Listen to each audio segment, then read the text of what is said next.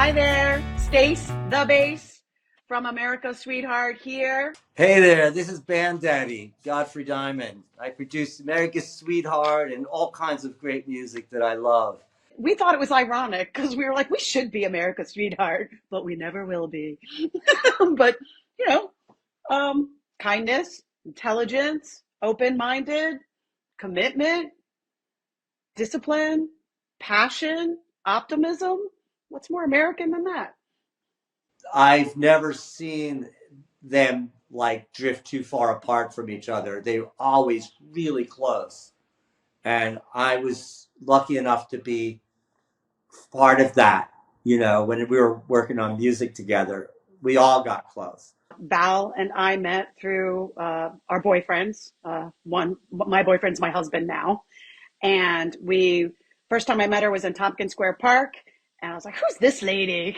And then we were at a family wedding, and we were the only people dancing to the Go-Go's. And she was like, "I've got a guitar and I've written some songs," and I said, "I've got a bass and I've written some songs. Let's have a band." And we made a band. All of a sudden, it actually happened before I worked with them. I started working with self-contained bands around New York that I just really loved what they were doing. So I wanted to work with them. And, it was either, am I going to come down to that level and make a record on that level? Or am I going to make them play better and really give it to you? But I don't want to lose the beauty of the germ of what they're trying to do. There's a punky vibe to the whole to that work, and I want to keep that. I don't know if you remember, we were playing in Siberia and Manhattan. I went to see a different band that night. Actually, I had no idea about America's Sweetheart, and they played. And I have a rule as a producer and someone that loves to, find new talent. I always stay for at least one song of the next band, and and these two like bubbling fantastic women take the stage, and they're funny and they're interesting and they're lovely to watch, and they start playing a song and I'm like, oh, I've got to watch the rest of these. So I stayed for the whole show. We recorded our last record with Godfrey and this record with him as well. We've gone on tour. Our goal was to make it to Japan. We made it to Toronto. We had favorable reviews, and then life just happened. The two of them together, like that Stace is feeling and doing stuff, and Val is really like, let's do it like this.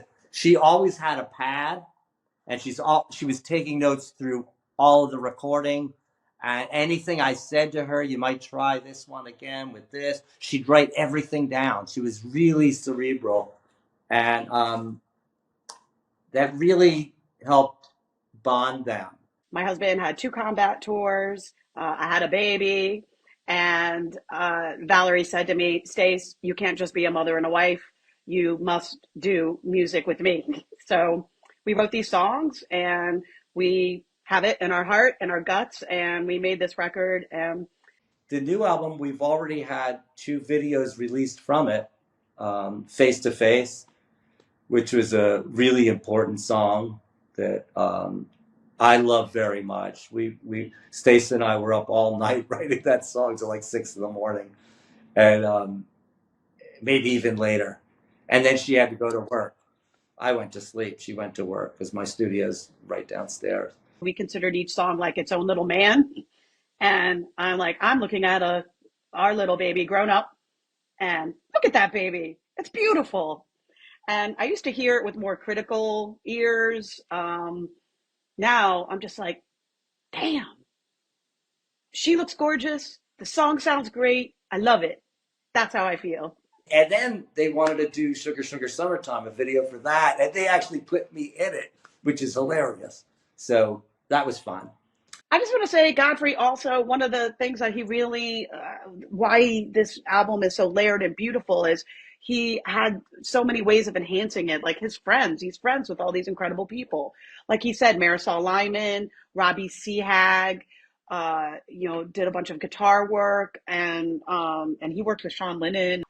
Johnny Markowski played all of those drums, and he's like a jam band drummer with New Riders of the Purple Sage, and we are very different for him.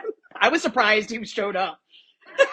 I really like that song "Hit Parade," and I know that you don't you push it away all the time when I bring it up, but I love "Hit Parade." It's about her relationship with her father, with Stace's relationship with her father, and it's really like it just God. It's so the imagery is so strong. You see it. You see her there as a little girl going through life with her father and dealing with it, and but it's really funny. She does it in a really funny way. The way Stace deals with life, she has an incredible sense of humor. Brandy Carlisle, please sing my songs. Um, I would like it if Dolly Parton would sing a song. That'd be awesome. I think she'd do such a good job. I think with really all of them. Um, Maybe not too drunk to fuck, but the others. There's another 8 songs that you're gonna hear from this album, and I've just listened to the whole thing, the mastering. I'm listening, checking the mastering now, and it sounds really good. I'm really happy with it. I'm so glad that it came out well. But you'll hear it very soon. Val had a very rare form of cancer. It's a 9/11 cancer. She worked across from 9/11 for 8 years. It was not part of her genetic makeup. And she just kept saying to me, "We have to get this out. We have to get this out." She worked through her treatment on this record.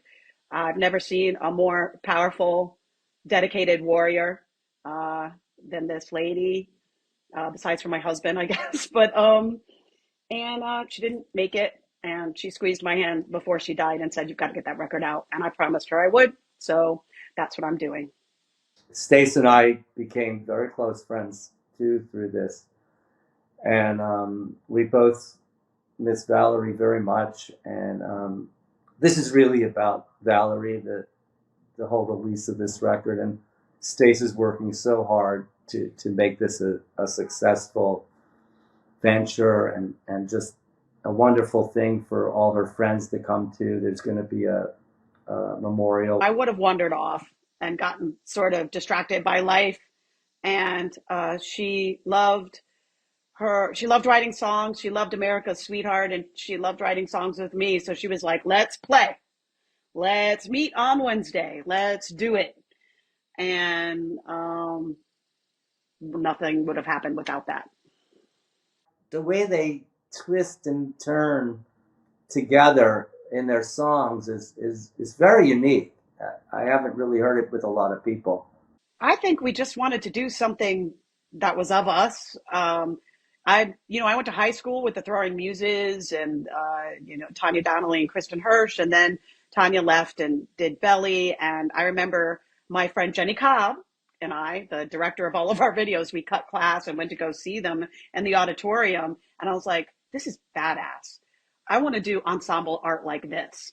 And I could never really find anybody to play with until I met Val. It took a long time. I would relish the opportunity to write with Stace and enjoy our our creative time together. It's always it's it's always a privilege, and it's always worth both of our time.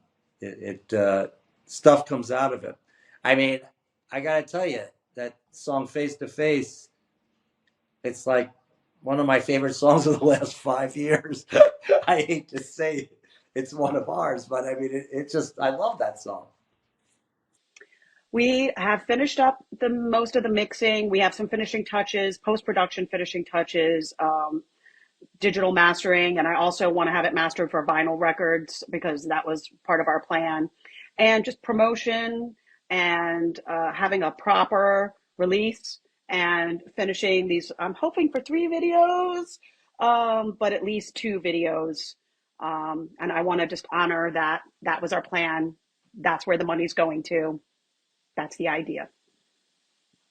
The three of us would just bond together and create, and we came up with some wonderful stuff together. I hope everyone agrees with me about that.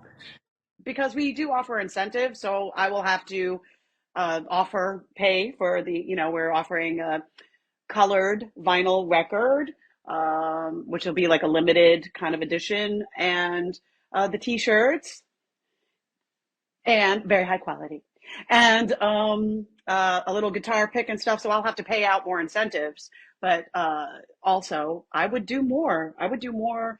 We have some little orphans, as Godfrey calls them. I could do, at the very least, I could do a greatest hits album, and I would love to do a video for every single one of these songs. That would be dreamy.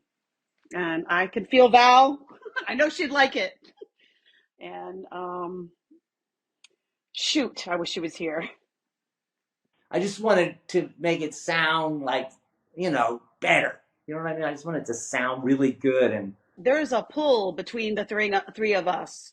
Val was always more cerebral and thinking, and Godfrey and I think, are more impulsive. But this it was.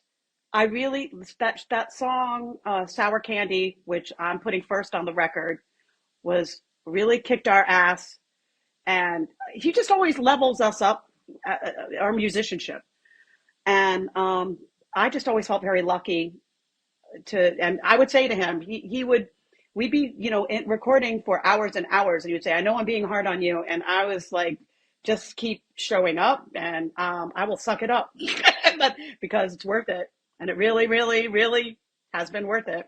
It's been a pleasure. you could just do a demo in a rehearsal room, and a lot of people do it that way.